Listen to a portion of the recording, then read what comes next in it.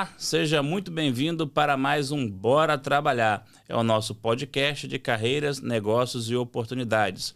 Eu sou César Rocha e hoje vou estar recebendo aqui no nosso programa a Lúcia Madeira. Ela é presidente da ABRH, aqui do Rio de Janeiro, e tem muitas informações extremamente relevantes que vão fazer muita diferença na sua vida.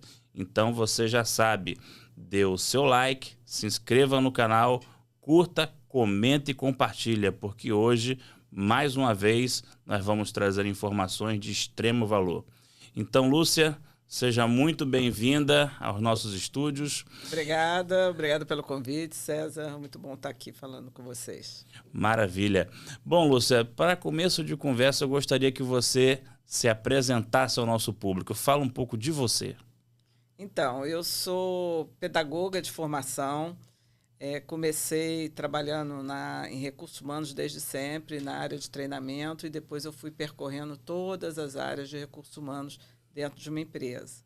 E depois, com o tempo, eu fiz mestrado em administração para justamente me qualificar para esses vários assuntos que a gente tem que lidar no recursos humanos, que vai desde a parte legal até a parte de cálculos, de projeções, de orçamentos, estatísticas. Então, a gente tem que ter uma formação bem completa. E é essa a minha trajetória. Há 6 anos eu estou na BRH, que é a associação que reúne os profissionais de recursos humanos, né, aqui do Rio de Janeiro, que realiza eventos e desenvolvimento para o pessoal da área de recursos humanos e, consequentemente, contribui para o mercado de trabalho aqui do Rio de Janeiro. Maravilha. Bom, você como presidente da ABRH com certeza tem um know-how assim maravilhoso para falar sobre o mercado de trabalho, tendências e oportunidades, né? Então, o que acontece? A ABRH hoje, ela desenvolve um trabalho voltado especificamente para o quê junto à sociedade? Olha, a gente procura acompanhar as tendências, os temas que estão relevantes naquele momento, né? Para justamente a gente apoiar os profissionais que precisam se desenvolver nesses temas. Hoje a gente já tem apoiado fortemente nessa parte de recrutamento, seleção, contratação, assim, como fazer processos seletivos mais inclusivos, né, mais equilibrados. Isso a gente procura desenvolver. A gente trabalha muito na questão de diversidade, que hoje é importantíssima para qualquer organização. Também a parte legal de contratação, que toda hora está mudando, né? E também as questões de remuneração, de avaliação, de desempenho, ou seja, tudo que reúne a vida profissional de uma pessoa dentro de uma empresa, né? Então, o RH é o grupo que cuida das pessoas dentro das organizações, então a gente procura trazer esses temas sempre com um olhar, né, para o que está acontecendo no momento. Agora, a preocupação com a inteligência artificial, como é que isso é incorporado, né, nos processos. Então, tudo isso a gente procura estar trazendo como novidade, como informação. Muito bom. Bom, o que ocorre, né? Você está completando agora 6 anos à frente da BRH. É um desafio e tanto. E a gente costuma observar que grande parte dos líderes hoje das instituições, eles têm ficado cada vez menos tempo à frente das instituições. E quando a gente vê alguém que, assim, mais de meia década, a gente realmente resolve dar uma atenção maior a esses casos para entender como que vocês têm desenvolvido esse trabalho e quais têm sido, assim, aqueles pontos realmente de alta relevância dentro da gestão. Então, faz um balanço para a gente, por favor, desses últimos 6 anos seus à frente da BRH. Perfeito. A gente primeiro precisa entender que a BRH é uma associação sem fins lucrativos, né? Então, é muito bacana a gente ver que uma instituição da sociedade civil, né? A gente fala que existe o primeiro setor, que é o governo, o segundo setor, que são as empresas, o terceiro setor, que é formado por empresas, por associações, por fundações, enfim, quem se dedica a atividades sem fins lucrativos. E no caso da BRH, é uma associação que se formou a partir de profissionais que se reuniram para promover o próprio desenvolvimento. Isso há quase 60 anos, é bem interessante isso. É claro que vai mudando com o tempo, é uma associação em que todas as pessoas que trabalham na direção, né, como eu e os diretores e os conselheiros, é um trabalho voluntário, então são profissionais de relevância no mercado do Rio de Janeiro que dedicam, né, a sua experiência a contribuir para o desenvolvimento de outros profissionais. Então, isso é muito legal, porque assim, é uma troca incrível, né? Porque você ganha ali com aquela riqueza dos contatos e das experiências que você vai proporcionando. E isso é bastante motivador e, para mim, foi assim, um prêmio assim, para a minha carreira quando eu vinha participando. A gente começa na BRH como voluntário de uma ou outra atividade aqui, alguns temas específicos, e com o tempo a gente vai assumindo outros papéis. Eu fiz essa trajetória até que fui eleita, né?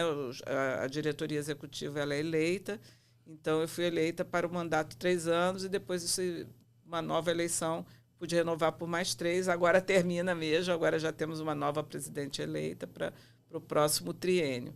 Mas tem sido muito gratificante e eu tive assim uma experiência que atravessou a pandemia, né? Foi bastante difícil, porque eu acho que os profissionais de recursos humanos, a gestão de pessoas dentro das empresas no período da pandemia e no pós-pandemia foi muito, muito complicado, né? A gente, assim, agora que passou, né, parece que foi fácil, mas assim, desde o primeiro dia, o que faz com as pessoas? Vamos deixar em casa? Ou quais atividades que a gente pode continuar funcionando? E se não dá para continuar funcionando, o que a gente faz com as pessoas? Então, vieram as questões, né, dos auxílios emergenciais lá. Então, assim, uma série de aprendizados e que a gente teve que fazer muito rapidamente. A questão do home office, que da noite para o dia você tinha que colocar empresas inteiras trabalhando de casa, e aí se lidando com a questão da liderança, como é que funciona uma liderança à distância, né? A gente sabe que não foi fácil essa transição, a comunicação, porque as pessoas estão distantes, mas como é que a gente mantém a cultura, a integração, né? A própria saúde, o bem-estar das pessoas, como é que a gente garante esse bem-estar. Então, foi assim, um turbilhão de coisas acontecendo. E depois a gente assim, emergiu para um mercado totalmente diferente. Então, o que a gente tem agora é uma realidade que mudou. As coisas não vão voltar a ser como antes, né? A questão do trabalho presencial, home office, até está se discutindo, muitas empresas voltando ao presencial e tal. Mas não é apenas isso, entendeu? Não é só o fato da empresa querer voltar para o modelo presencial ou home office. Você tem os profissionais que mudaram. Você tem profissionais hoje que não querem trabalhar presencial, porque ele mora num lugar totalmente diferente onde a empresa está. Ele não vai mudar o estilo de vida dele. Então, as empresas, conforme a atividade delas, elas estão tendo que se adaptar aos profissionais, né? Mesmo que ela queira manter um estilo de trabalho diferente. Então, tudo isso está sendo revisto, né? A gente está num momento de grande mudança na questão da formação, né? Como é que as pessoas veem a formação básica, a formação formal, né? Sim. Acadêmica, como é que as pessoas querem trabalhar, as jornadas de trabalho, que as pessoas querem mais flexibilidade ou não. Então, isso nós estamos num momento que eu acho que o trabalho mudou, né? E é bom que lá na BRH a gente tenha a oportunidade de trazer essas discussões aí para todos. Ok. Então, vamos lá. Você colocou a questão de diversidade e inclusão, né? São duas palavras-chave no mundo atual. E o que ocorre? Quais são as iniciativas hoje que a BRH tem desenvolvido em relação a esse mote, né, de diversidade e inclusão? Eu sei que vocês desenvolvem alguns projetos, nós vamos entrar nele muito em breve, mas é importante que a gente entenda as iniciativas do cotidiano. Como que vocês praticam essa cultura de diversidade e inclusão? Olha, a gente tem primeiro que olhar assim, representatividade dentro das instituições, qualquer uma. A gente tem que olhar para os dados do IBGE, e é bom que a gente está aí com um censo recente, que nos diz quem nós somos, né? Então, quem são os brasileiros? Então, nós somos uma população que hoje é 56% negra ou parda. Então, isso é um dado. Temos uma maioria de mulheres. Então, só essas duas informações já sinalizam o que você tem que estar olhando em termos de diversidade. Você tem que olhar para dentro da sua organização e perguntar: eu represento a sociedade brasileira? Por quê? Não é porque eu quero ser bacana, não. Porque esse é o mercado. Você trabalha para essas pessoas e com essas pessoas. Então, se você tem um produto que vai vender, você vai vender para essas pessoas. Então, quanto mais representatividade você tiver dentro de casa, mais você vai entender o que está acontecendo, né, lá fora no mercado. Então, trazer para dentro maior número de mulheres, isso a gente avançou, não conseguiu ainda chegar num estágio ideal, né? Então, pelo número, as mulheres estão com mais escolaridade, frequentam mais a escola, são a maioria nas universidades, então é um momento que assim, você tem que olhar para a sua empresa, sua organização, e falar como é que eu estou em relação ao equilíbrio entre homens e mulheres dentro da empresa. Então, esse é um. Outra é a inclusão racial, que por muito tempo ficou parado esse assunto, e hoje essa questão é inadiável, né? Porque a gente tem visto que a sociedade não quer mais isso. A sociedade quer se ver representada em tudo. Então, isso vai desde a comunicação, como você se comunica, né? As suas peças publicitárias, né? Se você tem mulheres, se você tem idosos, se você tem negros. Porque a gente, às vezes, vê campanhas publicitárias, parece que você está na Suécia, né? Que você olha assim, você não se sente representado ali. Então, você tem que pensar no seu cliente, no seu consumidor, trazer isso desde da sua comunicação externa até a sua comunicação interna. Então, você tem que contratar mais pessoas que representem a diversidade brasileira. Isso inclui as pessoas com deficiência, né? As pessoas com problemas de transtornos mentais. Hoje é um tema que a gente tem trazido, isso já está começando a aparecer, né? A gente tem casos aí de pessoas com neurodivergência que têm comportamentos excelentes assim, para atividades, né, que exigem foco, concentração. Então, hoje, as empresas também estão começando a ver que elas podem se abrir para isso. Nós tivemos recentemente um fórum de diversidade e inclusão corporativas e que a gente teve vários painéis, né, com esses temas que são os do momento, né, os temas principais. E aí falamos desde a questão das mulheres, a questão da inclusão racial, a questão de inclusão por orientação sexual LGBTQIA+, né, que hoje também muitas empresas estão querendo ser um ambiente onde as pessoas possam ser o que elas são, né, porque a gente sabe, a sociedade está aí, tem mais de 10% da sociedade que tem orientações que fogem aí ao tradicional, né? E essas pessoas se escondiam dentro das empresas. Então, hoje, há um trabalho todo de você criar ambientes que permitam que as pessoas sejam o que elas são. Então, assim, é um aprendizado constante e a melhor maneira de aprender é com quem faz parte desses grupos. Né? Então, você vai falar de mulheres, então chame as mulheres para conversa. Como é que eu faço um processo seletivo? O que falta aqui? Falta banheiro. Às vezes são coisas super simples, né? Falta banheiro, falta um ambiente onde a mulher possa coletar leite quando ela está na fase de amamentação, né, para levar para casa. Então, assim, pequenos cuidados que só outra mulher vai poder dizer. Na inclusão racial, a gente viu que era muito importante a gente, primeiro, assim, todo um processo de seleção mais afirmativo, que hoje a legislação permite que você faça anúncios direcionados para mulheres ou para grupos subrepresentados dentro da empresa. Então, você pode fazer anúncios direcionados, por exemplo, só para profissionais negros. E, com isso, você atrair profissionais para aumentar a sua representatividade na questão racial.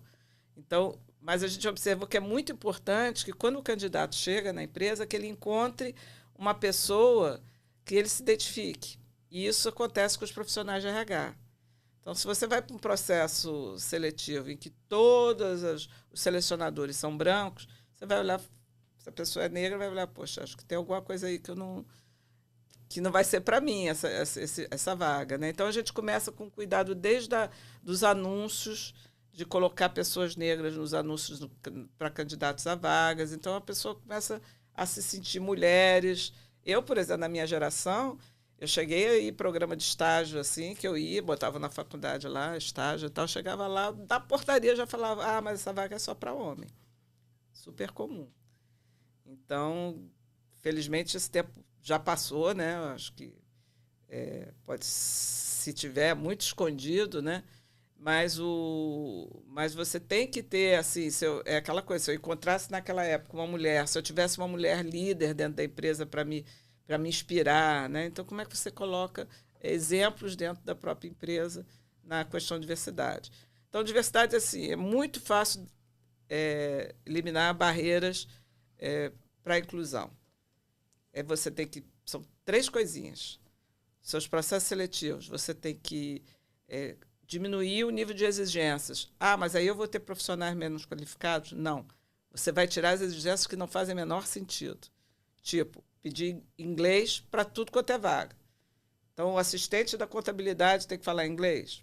Não. Mesmo que a empresa seja multinacional? Não. Depois que você contratar, você coloca curso de inglês dentro da sua empresa, porque se aquela pessoa fizer carreira e tiver que falar com a matriz, tal, ela vai ter o idioma. Então, o inglês é uma barreira praticamente intransponível, porque a gente sabe que o inglês tem aí um custo, né, de você aprender o idioma, que você já diferencia pela questão econômica. Então, tirar o inglês. Muitas empresas discriminam por endereço. Porque o vale transporte é caro. Porque eu quero uma pessoa que mora aqui ou ali. Então, assim, você com isso, muita gente até esconde nos currículos onde mora, bota o endereço do amigo, de uma tia, porque sabe que aquilo vai travar. Então, essa é uma barreira também que você tem que olhar, às vezes você não percebe, né? O pessoal da seleção recebeu 500 currículos. Não vou ler 500 currículos. Então começa aí.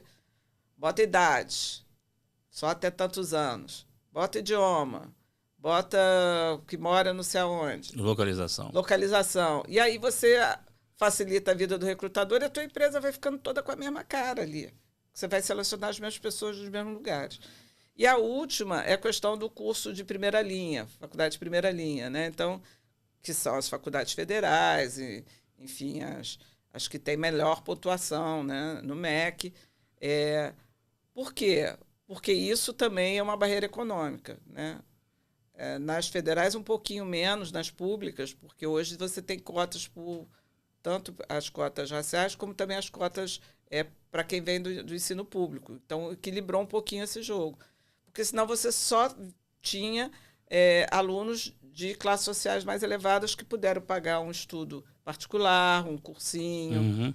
Então, isso já também você não conseguia trazer pessoas diversas para dentro da empresa. Então, aí você tirar essa barreira, você tem que procurar os talentos que estão dentro de qualquer instituição. Porque você pode ter pessoas ótimas, né, em instituições que não têm essa pontuação toda, como você pode ter pessoas bem desqualificadas em ótimas instituições, né? Quem aprende é o aluno, ele que faz o curso, né? Sim. O que acontece? Tem 2 pontos que você tocou que eu achei muito relevantes. A gente está vivendo hoje uma realidade, né, que as empresas estão, principalmente no pós-crise sanitária, quem sobreviveu mancando. Muito comum. Sobretudo micro e pequena empresa. Então, essa questão isso aí é antiguíssima. Há mais de 20 anos a gente discute a questão de vale transporte, custo e por aí vai. Sendo que o que acontece? As empresas estão hoje sem margem, né? Sem nenhuma margem, e acaba que o custo de despesa é o primeiro ponto de qualquer empresa, né?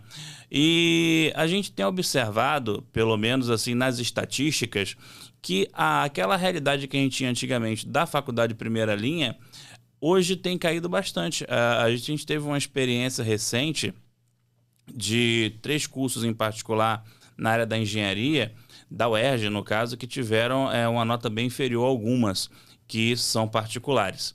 E a gente tem reparado que essas mudanças, tanto de custo, né, na fase de contratação, quanto na questão universitária, tem mudado bastante. Inclusive algumas questões que têm sido colocadas, que as instituições públicas elas formam muito para o campo acadêmico e as privadas tendem a dar um foco maior para o mercado de trabalho. Esse ponto do recrutamento e seleção dentro de um processo seletivo, o recrutador ele tem condições de avaliar, né? Se realmente a pessoa, o candidato, ele tem a profundidade necessária e na hora de bater o martelo vai se olhar quanto custa para a empresa. Então, essas duas questões, tanto posso dizer assim, do nível de qualidade da formação e também o custo, não tem sido as duas dificuldades mais constantes nesse processo ou tem alguma outra?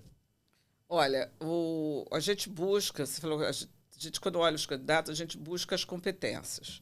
Porque assim, é mais fácil você ensinar o saber a quem é do que o ser a quem sabe. Eu tinha um chefe que falava isso. Então, assim, você não, mais difícil é mudar comportamentos, atitudes. Então é isso que a gente busca. É claro que tem os conhecimentos básicos que você tem que buscar, mas isso não está necessariamente ligado ao título que ele recebeu. Tá? A gente vai checar. Né? Então, se você, por exemplo, a área de tecnologia, que é uma área que está super aquecida, você às vezes tem profissionais incríveis que não têm nem faculdade, que aprenderam sozinhos. Mas o que você vai buscar? Se ele tem o conhecimento. E aí você vai tentar descobrir, né, através das experiências que ele passou, enfim, ou algum tipo de avaliação, se ele tem esses conhecimentos. Então, por isso que a questão da faculdade ser de primeira linha ou não se modificou. E isso impacta também assim, na busca de salários. É claro que uma pessoa que pagou uma faculdade de R$ 5.000, ela não quer se empregar num emprego de R$ 3.000, R$ 2.000. Né? Então, assim, você tem que ver o que você está oferecendo, né, de salário com base no investimento que aquela pessoa fez em educação. Né? E aí tem essa tendência aí de você, quanto mais você abre a base, né, de procurar no universo maior de escolas, você consegue encontrar mão de obra de todos os níveis salariais aí. Então abre uma possibilidade maior para as empresas que não têm aquele top de salários. Né? Sim. É claro que você tem profissões que são regulamentadas que você tem que pagar os salários regulamentos legais, né?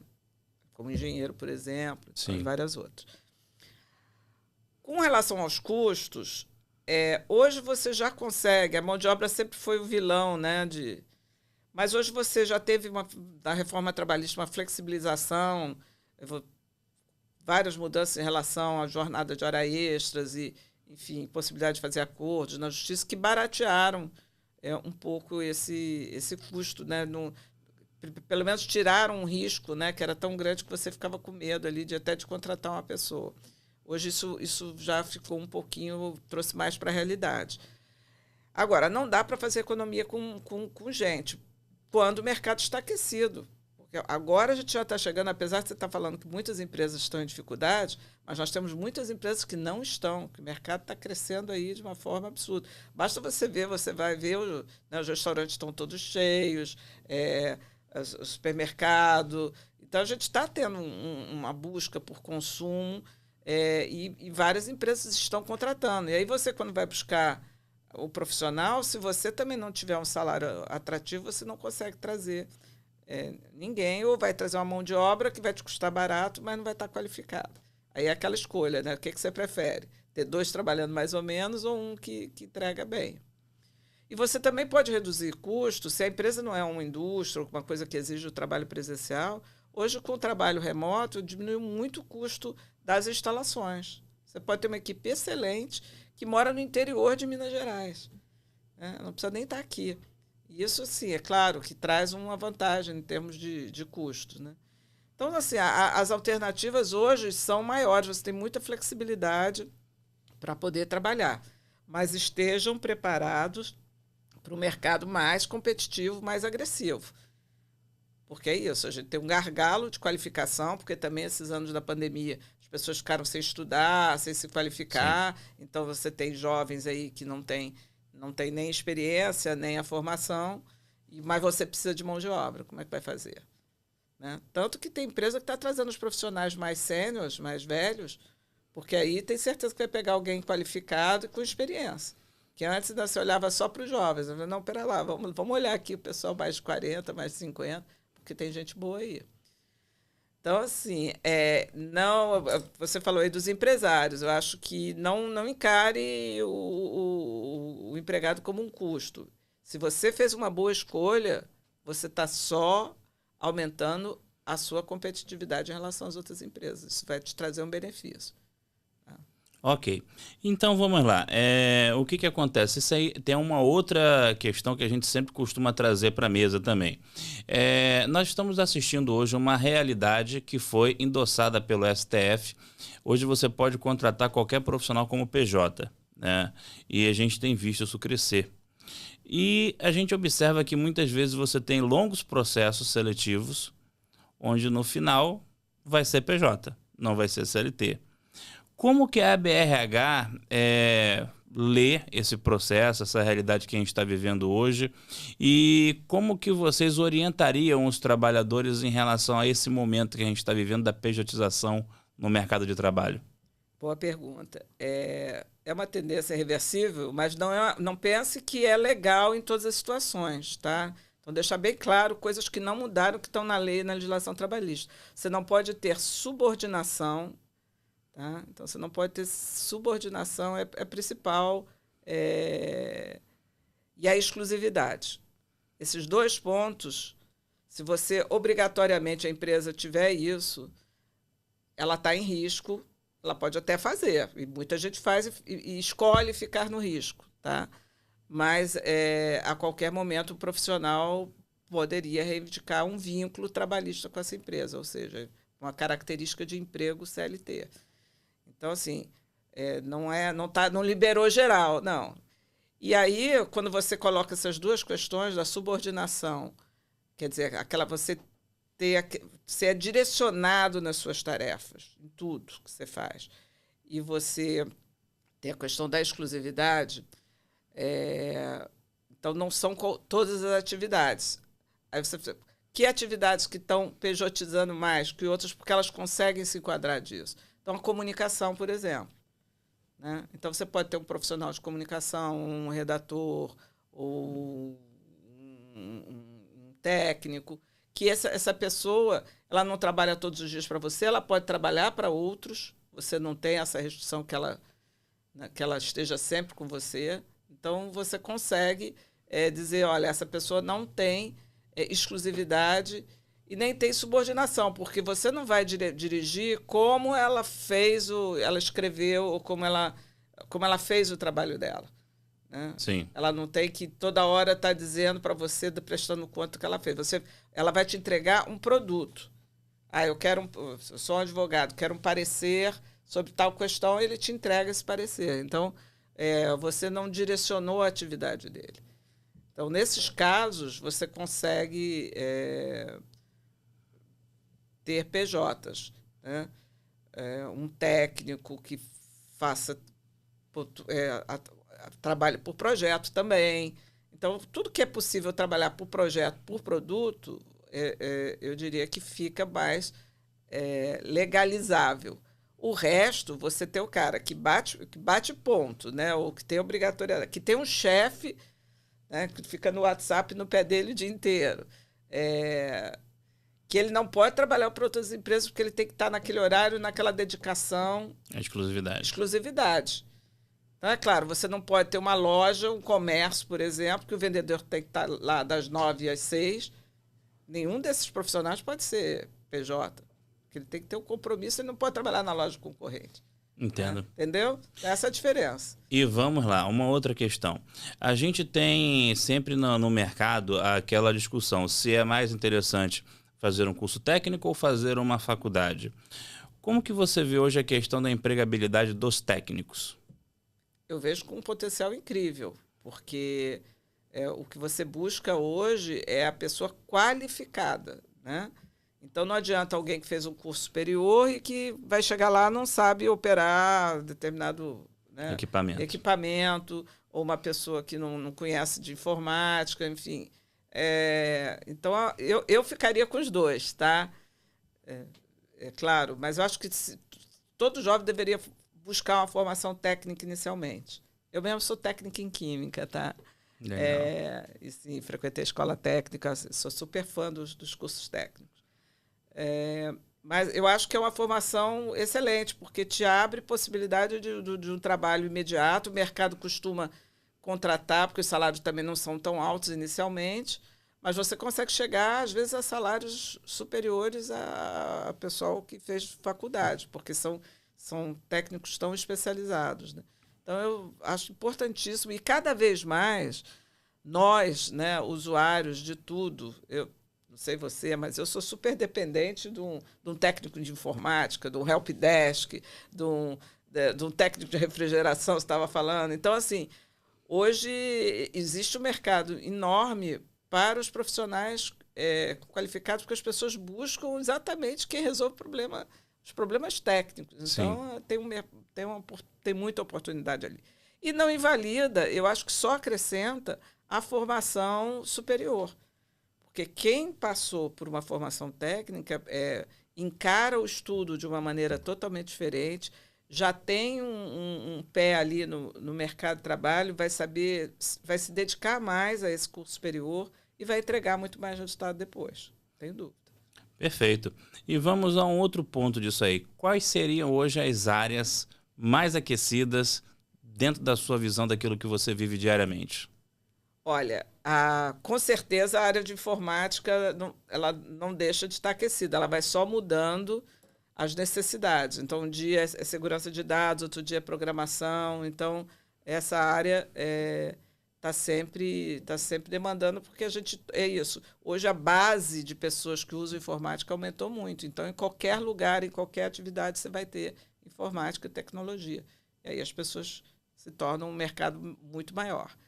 Então, esse é um aqui, assim, quer ter certeza que não vai ficar desempregado, vai fazer algum curso, mas isso é uma vocação, porque você tem que gostar daquilo, né? Sim. Tem que ter um raciocínio lógico, não é uma coisa assim que você também, sem ter aquela predisposição, você consiga realizar. Outra área que está sempre aquecida e que também vai mudando é a área de serviços. É a área de atendimento ao público, é a área de serviço ao público, cuidados pessoais, alimentação. Se a população cresce, você precisa de mais gente, né, para serviços de restaurante, de hotelaria, de transporte, cuidados pessoais, enfim. Você vai ter serviços sempre funcionando. Então, também é uma área... O que essa área exige muito? Ela nem é uma área de uma formação técnica muito especializada, mas ela é muito de comportamento. Você tem que ser uma pessoa atenciosa, uma pessoa com vontade de aprender, uma pessoa comprometida com aquele negócio, né? Porque tem comprometimento de horário, de escala. Então, assim, é uma atividade que, se a pessoa executa com amor, né, com dedicação, também não falta oportunidade para ela, não. Perfeito. Eu estava ouvindo você falar e estava começando aqui a decifrar, para a gente colocar em miúdos para o nosso público, quais seriam especificamente essas vagas, essas áreas. Você citou informática, logo na largada, mas quando a gente fala em cuidados pessoais, a gente também pensa em estética, né? Gestão, alimentação, farmácia possivelmente também. Bem, saúde. Farmácia eu já enquadraria como comércio, tá? Farmácia hoje é quase um supermercado, né? Você vai no supermercado, depois você vai na farmácia. Mas os cuidados com saúde, as pessoas se cuidam mais, né? As atividades físicas como um todo mundo, né, vai para uma academia, tem um personal, assim, você tem uma gama enorme, fisioterapia, a população está envelhecendo, é outra coisa que a gente tem que olhar, a população está envelhecendo, cuida mais de saúde, precisa de mais fisioterapeuta, né? Precisa de mais cuidador, que é uma profissão que está em alta, transportes também, né? Então, você abre o mercado e com a renda subindo, aumentando, e hoje a gente está no momento, depois passou a pandemia, a gente teve momentos difíceis, mas que agora a economia está estabilizando. E o Brasil é um mercado muito grande, assim, se não atrapalhar, o mercado anda bem. E eu acho que nós estamos nesse momento agora, de que as coisas estão voltando, e as pessoas com um pouquinho mais de renda, elas vão usar mais serviço, elas vão sair, vão ao restaurante, vão à padaria. Então, você começa a circular, né, essas atividades aí. E aí as pessoas vão começar a ter problema para contratar. Que é esse problema. Eu tenho uma padaria. Você tem um profissional que fique lá às 5 da manhã, esteja lá às 5 da manhã para entregar o pão? Né? E quem está qualificando esse profissional que trabalha na padaria? Então, assim, o que eu ofereço para esse profissional para ele ficar, né? Porque você não pode um dia o cara acorda e diz, hoje não vou. Aí não tem pão para você entregar. Então, assim, a área de serviços requer muita fidelização do trabalhador. Tem que ter cuidado no trazer, tem que comprometer e tem que ter um ambiente que ele queira ficar. Sim. Por alguma razão, né? Senão todo dia é uma guerra.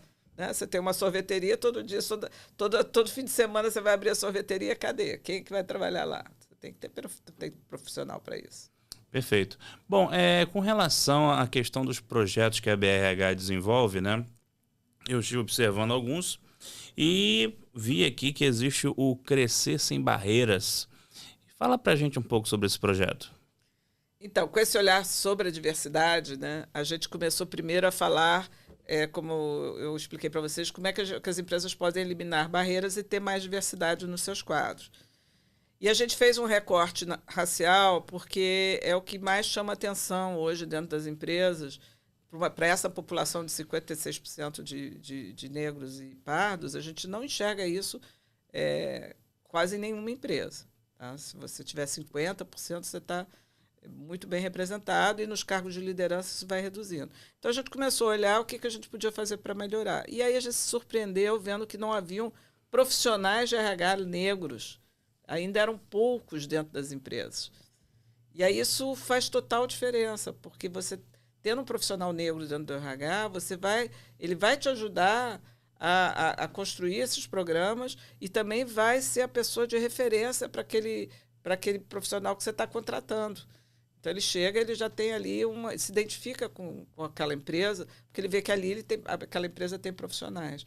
Então, a gente começou a procurar as empresas que tinham profissionais negros no RH e falar, olha, a gente vai montar um programa para desenvolver seus profissionais negros. E aí a gente teve dois benefícios nisso. Uma, que é claro, que é identificar esses profissionais e dar oportunidades maiores para eles, programas de desenvolvimento específico para eles, identificar o que eles precisavam mais.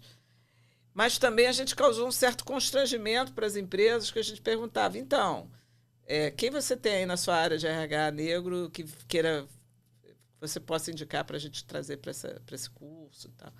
E as empresas ficavam constrangidas, às vezes, dizer que não tinham ou tinham muito poucos. Então, acho que só a pergunta já causou um incômodo que hoje a gente vê que várias empresas estão buscando realmente aumentar a presença de profissionais negros nos seus quadros de RH. Fora isso, a gente começou, então, um programa junto com eles. Nós temos na diretoria coordenadoras desse programa, são todas negras, são executivas, profissionais com excelente formação, e que começaram a fazer essa troca, trazendo profissionais experientes para contar como foi a carreira deles, quais as barreiras que eles enfrentaram, como é que eles podem se desenvolver. E com isso a gente foi crescendo, nós estamos indo para a 4ª turma o ano que vem, já temos 50 profissionais de RH que passaram por esse programa. E é muito bacana que, assim, eles enfrentam as mesmas dificuldades no ambiente de trabalho, né? Ainda existe o preconceito do cabelo, enfim, do corpo, uma série de questões que só eles sabem. E foi muito bom porque nesse grupo eles conseguiram se reconhecer e trabalhar, né, essas questões. Então, a gente tem hoje um grupo muito bacana, um grupo que é multiplicador disso para dentro da empresa. É um grupo que passou a se ter uma visibilidade maior também dentro das empresas.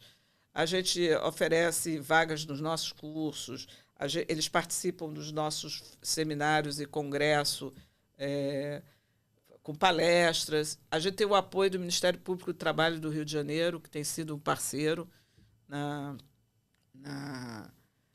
no patrocínio desse projeto também. Então, assim, você fala da minha passagem pela BRH, só ter conseguido fazer essa mudança, eu acho que já valeu a pena esse tempo que eu estive à frente, né, da instituição, e com a certeza que esse trabalho vai continuar, porque agora a gente tem um grupo muito dedicado, né? E meu sonho é que tem um dia que você chegue numa empresa e que isso já não seja nenhum assunto, né? Que você seja absolutamente normal. Mas, por enquanto, a gente ainda tem que fazer muita coisa para vagas afirmativas, cursos afirmativos para mudar a situação. Ok. Foi comentado também, né? A gente observou muitas coisas na mídia em relação a RH Rio, que foi um evento que movimentou muita gente, diversos segmentos, não ficou só no RH, a coisa saiu do controle, digamos assim, e pegou profissionais até de outras áreas também que se envolveram nesse evento. Fala um pouco para a gente sobre o que é o RH Rio e como foi a edição desse ano. Então, o RH Rio é um congresso de gestão de pessoas e por isso que ele abrange muita gente, porque acho que todo mundo, né, se você tem um empregado, você já é um gestor de pessoas. Então, não é só para os profissionais de RH, né? Para as empresas menores, às vezes é o próprio empresário, o próprio empreendedor. E esse congresso ele traz exatamente as tendências, as aflições, as angústias que as pessoas estão passando nos ambientes de trabalho. A gente sabe que não é fácil administrar pessoas, né? Porque a gente não, né? Quando entra na empresa, a gente não deixa lá a nossa humanidade e chega lá dentro e é uma máquina, né? Então, as pessoas têm que aprender a lidar com as diversas situações. Uma questão, por exemplo, que a gente está se tratando muito nos últimos 2, 3 anos, a questão da saúde mental. Porque não é mimimi, é realidade. Qualquer empresa está tendo casos de depressão, de afastamento, de burnout, enfim, porque as pessoas, a vida está complicada, né? Não é só, isso é só no ambiente de trabalho, não. Você passa, desde você enfrenta mais trânsito, a tua vida em casa, a quantidade de estímulos que você tem que estar informado de tudo. Então, tem uma hora que você quebra, né? Dá aquela Sim. bugada. E é meio como que, né, você tem que meio que se desligar né, e retomar ali a atividade. Isso é uma situação que as empresas todas estão passando, né? Fora ambientes de trabalho que são tóxicos, né? Ambientes onde as pessoas não se sentem confortáveis, onde são perseguidas, onde tem assédio moral, que é outra questão bem preocupante. A gente pensa que isso não existe, né? E volta e meia a gente vê casos. Então, são exemplos de temas da atualidade que a gente traz os melhores especialistas para falar. Então, a gente tem uma parte toda de palestras, de congresso, né? Para cerca de 800 congressistas, e temos toda uma parte de feira, de exposição, em que a gente traz os principais players, né, dessa área. Temos um auditório para palestras gratuitas também, que são as palestras ali para o pessoal que está visitando a feira, os visitantes. Mas os temas esse ano giraram sobre diversidade, cultura organizacional, um tema muito bacana. Assim, cada vez mais você se identifica do seu concorrente, você se diferencia pela cultura interna. E é a cultura que segura o barco nas horas difíceis, né? E, por outro lado, você também tem momentos que você tem que fazer uma transformação dessa cultura, que é o que está acontecendo agora com toda essa mudança digital. Então, como é que você faz a transformação digital? Você tem desde profissionais, né, mais antigos que entraram no mercado de trabalho numa época que isso não era tão importante, até o que chegou agora. Então, você tem que acompanhar todo esse processo de mudança. Então, as mudanças, a liderança, que sempre tem um papel muito importante. Então, assim, não falta assunto no Congresso de Recursos Humanos, e você já está convidado para o ano que vem, eu tenho certeza que você vai encontrar lá pautas incríveis aí para seus programas, porque a gente está sempre buscando aí novidades para trazer para o público. Maravilha. Em relação também à questão do fórum de remuneração, ele acontece dentro da RH Rio ou já é uma outra discussão? Então, além do congresso, a gente tem fóruns que são encontros menores para 200, 300 pessoas. Tá? A gente faz um fórum de saúde no começo do ano, voltado para a saúde corporativa. tivemos o Fórum de Relações Trabalhistas, que essas questões legais é que a gente conversou um pouquinho para os profissionais que estão na área. A gente faz um Fórum de Diversidade e Inclusão Corporativa, que é esse que aconteceu agora há pouco tempo.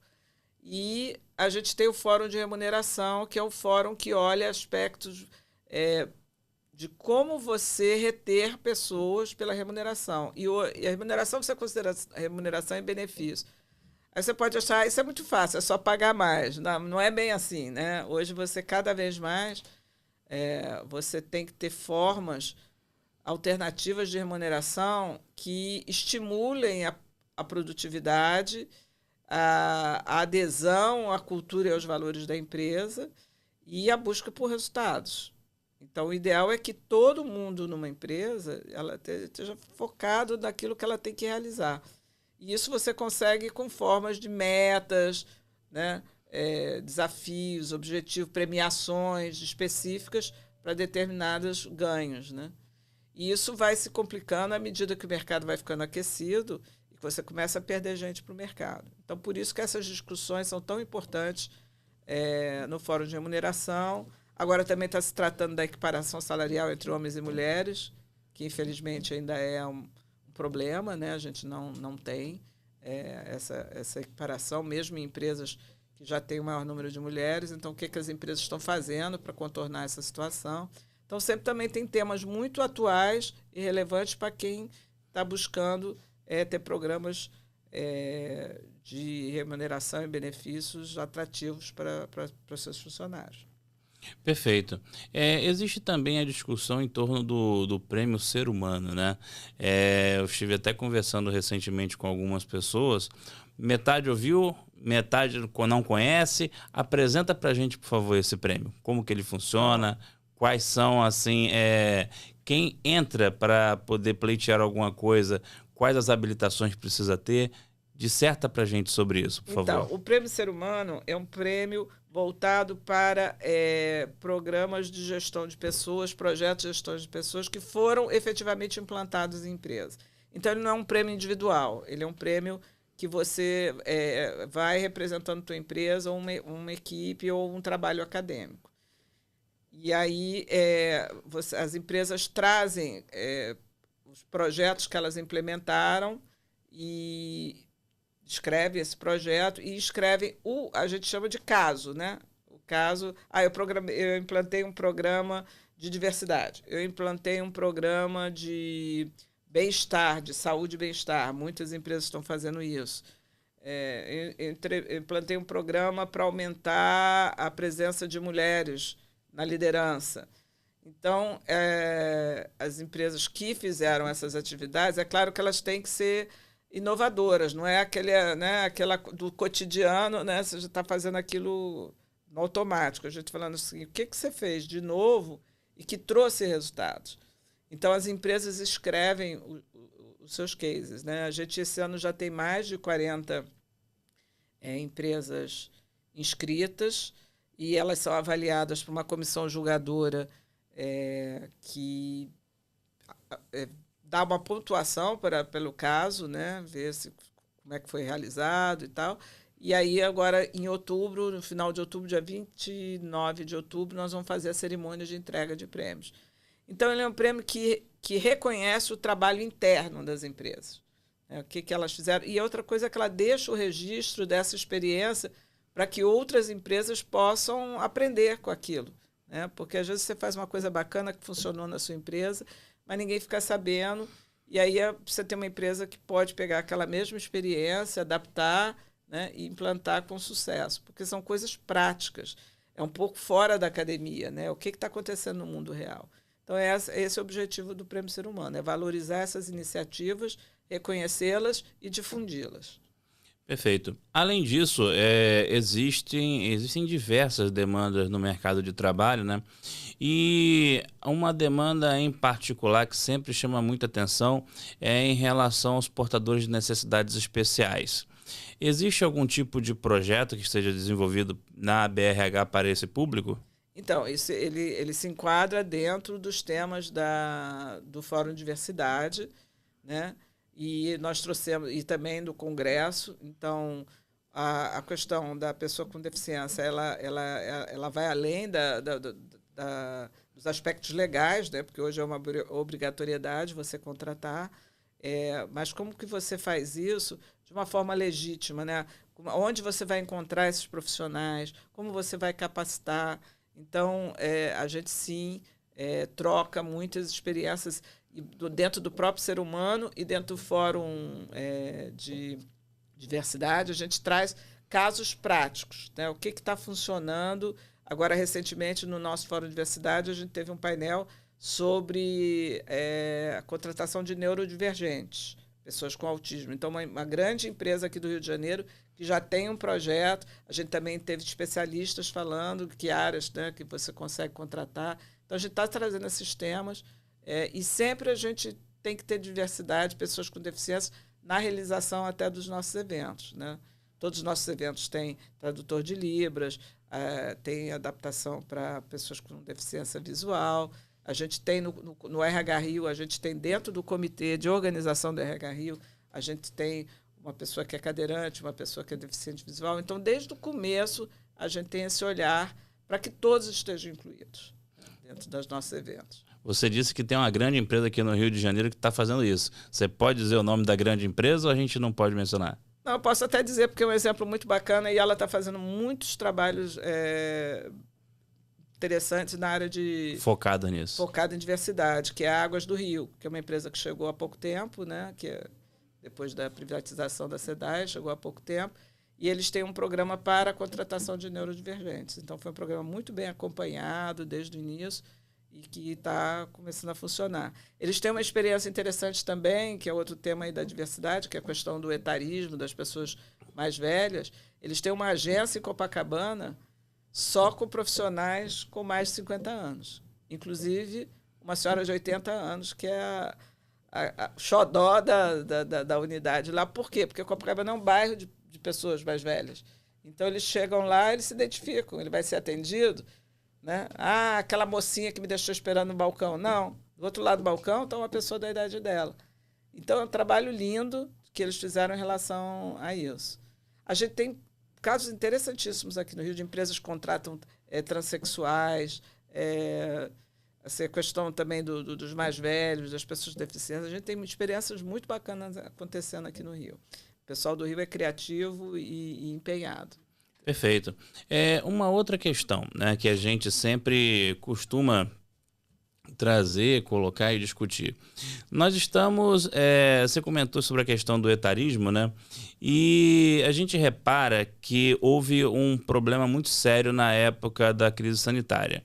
A gente tinha garçons, a gente tinha cobradores de ônibus rodoviários, que hoje em dia você vê que o aplicativo tomou a vaga de muitos garçons.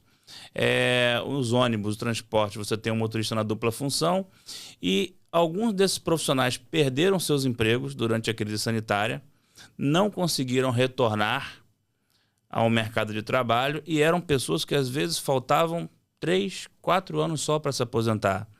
Existe alguma visão em relação a esse público? São essas pessoas que faltavam tão pouco para conseguir o seu benefício e as circunstâncias tiraram elas do radar. A BRH possui algum tipo de projeto ou possui alguma coisa no radar para essas pessoas? Eu conheço pelo menos uns 15 que desabafam comigo. César, para mim só faltam 2 anos, cara. Que covardia. Nunca mais consegui trabalhar e assim, ninguém oferece nada, só como autônomo. Essas pessoas especificamente, muitas delas inclusive com seus quase 70 anos e que precisam cuidar da família, enfim. O que a gente poderia dizer para essas pessoas hoje? Olha, de fato, não foi... como aconteceu, teve uma questão estrutural da mudança da forma de trabalhar. Então, você está falando dos autônomos. Hoje, muitos serviços são autônomos, né? Motorista, por exemplo. Eu acho assim, que o olhar não deve ser o olhar assim, eu preciso de um emprego para completar minha aposentadoria, né? Que aí, assim, aí é que você não vai conseguir mesmo se engajar numa empresa que está buscando, na verdade, um profissional que vá resolver o problema dela, né? Então, eu acho que tem que primeiro mudar essa atitude. Tem que, a aposentadoria virá por consequência, né? Para complementar esse tempo. Mas hoje a gente tem menos oferta de emprego CLT em algumas atividades. Então, ele tem que olhar quais são as atividades que contratam. Por exemplo, supermercado. Supermercado contrata todo mundo CLT. Você não tem autônomo no supermercado. Então, assim, é transporte? Pode fazer transporte para supermercado? Caminhão, tal. Essa pessoa se adapta a outro tipo de profissão, outro formato. Operador de empilhadeira. Então, o que eu consigo trabalhar? Se eu quero carteira assinada, o que eu consigo buscar, né, nessa área? O outro profissional que você falou foi o motorista e o garçom. O garçom. Garçom, áreas de serviço, gente, ela não para. Agora, de fato, você tem muito autônomo nessa área. O Rio de Janeiro, por exemplo, é uma cidade repleta de eventos. A gente vai ter, assim, você tem o Rock in Rio, você tem um atrás do outro, né?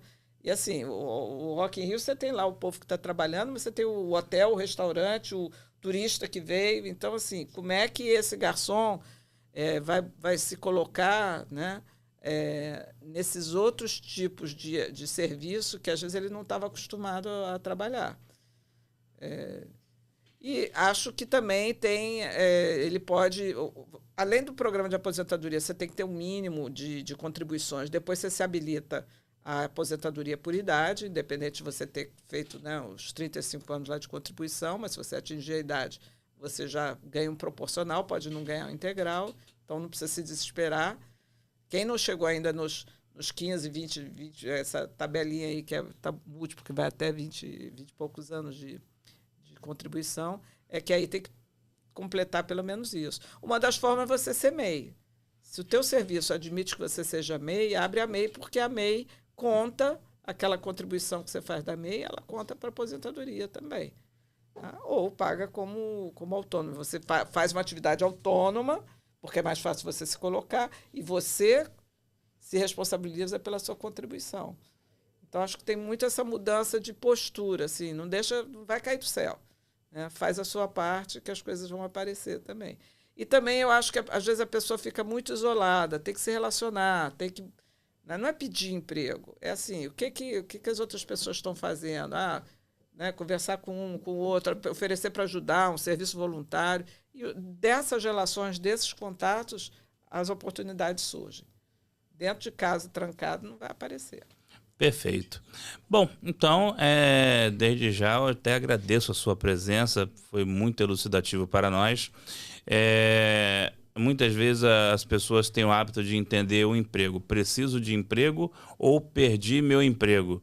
E é muito importante que as pessoas entendam que por trás desse background existe um mundo de coisas acontecendo, discutindo todas as relações de trabalho, inclusive como gerar uma maior oferta de vaga e como essas relações ocorrem. E nada melhor do que entrevistar alguém que tenha esse nível de autoridade para falar a respeito. Então, eu queria pedir para você o seguinte, Lúcia. Eu preciso que você mande um recado para o nosso público. A sua câmera é essa aqui. E você tem o tempo que julgar necessário. Agora você é a dona da festa. Fica à vontade. Não, imagina, eu agradeço a oportunidade. Me agrada muito estar falando, porque eu sei que as pessoas têm essas dúvidas, né, sobre trabalho. Mas para quem está aí, bora trabalhar, gente. Eu acho que muito depende de cada um de nós. A gente também fica esperando as coisas acontecerem, mas a gente tem que fazer a nossa parte, né? A formação escolar básica, ela é essencial, gente. Hoje em dia, sem ensino médio, as oportunidades são muito poucas, porque às vezes na atividade mais simples você precisa lidar com tecnologia, né? Lidar aí com informática e ter mais informação, mais conteúdo, ter um bom português, né? Para escrever ao menos um e-mail. Então, assim, invista na formação básica. As pessoas estão muito sem paciência, né, de sentar no banco escolar, mas não tem alternativa, né, porque isso vai te fazer falta lá na frente. Então, meu primeiro conselho é esse. Né? Tem tempo. Na pandemia eu falava isso, me entrevistava, eu falava assim, gente, vocês estão estudando? Vocês têm aí 1 ano todo mundo dentro de casa com educação virtual. Aproveita esse tempo. Quando você sair da pandemia, você já sai qualificado. A mesma coisa agora. Você está desempregado, mas, olha, cursos formais, eles são gratuitos, tem muita oportunidade aí. Então, vai atrás da educação formal. A outra questão é que emprego tem. As empresas estão com dificuldade de encontrar profissionais. Porque o outro lado é verdade. Você tem uma vaga, você fica ali, procura, e você não encontra qualificação, ou você vê que a pessoa não tem o interesse, o desempenho, né? Não quer se comprometer, quer um horário flexível. Então, assim, também o comprometimento que você demonstra vai fazer toda a diferença na sua carreira até o topo, né? Porque a nossa vida profissional é uma vida construída com reputação. Eu trabalhei com você, eu te indico amanhã para outro emprego. Eu trabalho numa empresa, vou ser promovida porque as pessoas sabem como é o meu trabalho. Então, assim, presta muita atenção com o que você está fazendo hoje. Faça o melhor que você pode, por mais simples que seja essa atividade, porque alguém está olhando. E essa pessoa é a pessoa que pode te ajudar na sua carreira amanhã. Então, essas são as dicas que eu posso dar para vocês, assim, mais rápidas. Perfeito. Essa foi Lúcia Madeira, presidente da ABRH, e esse foi mais um episódio do nosso Bora Trabalhar. E eu tenho hoje uma dica para você que quer se qualificar e precisa fazer treinamentos na área de segurança do trabalho, como NR5, NR6, NR10, NR33, NR35. Você pode se qualificar de qualquer lugar do Brasil através do Grupo Desempenho. Através da nossa proposta, você vai ter a possibilidade de tirar sua certificação em qualquer NR, além de curso de primeiros socorros, combate a incêndio, diretamente da sua casa, de qualquer lugar do Brasil, no conforto da sua casa, com seu telefone celular ou com seu computador. Então, se você precisa se qualificar ou se você é empresa e deseja qualificar os seus funcionários, entre em contato com o Grupo de Desempenho, que eu tenho certeza que vocês vão ter a melhor oportunidade com o menor custo. E você que nos assiste, eu quero mais uma vez pedir para que você deixe o seu like, se inscreva no canal e compartilhe esse vídeo. É o C, curta, comenta e compartilha. Porque aqui o nosso papo é bora trabalhar e a nossa remuneração sempre será o seu engajamento. Um forte abraço e em breve estaremos de volta. Sucesso a todos!